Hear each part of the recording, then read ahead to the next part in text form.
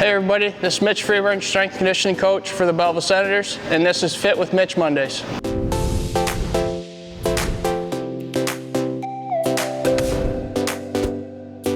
On today's episode, we're going to be working on side bridges. So what I love about the side bridge exercise is that it's a very fundamentally simple drill that you can make as complex and as challenging as you want, depending on the capability of the athlete. You can use it as a basic, simple activation drill, or you can incorporate it into programming to really test the strength and endurance of that lateral line musculature. So, fundamental setup for this drill. It's going to be a ground-based drill. Pick one side or the other. In my case, I'm going to choose right elbow down, right bottom leg down. Stack the legs.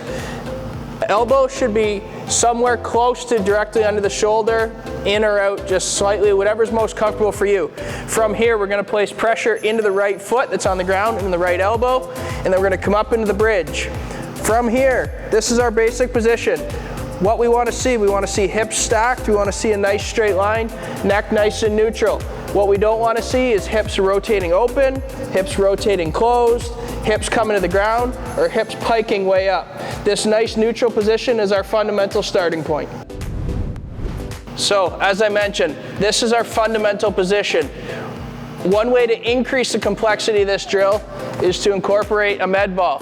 What I like to do with the med ball is you place it between the feet to get a little bit of low-level adductor activation. So, same concept, elbow under the shoulder, hips are stacked up to the top. The only difference now is we're actively squeezing those legs together to get that low-grade adductor activation while holding that same position. Nice level bridge, hips nice and square, chest proud, and hold this position.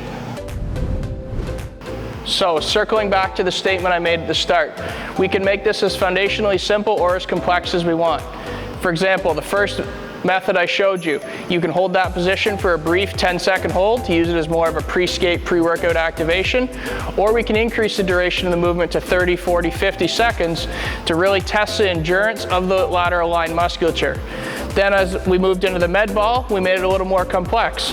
We gave another thing for the body to process and to do while we're performing the motion with that low-grade adductor activation.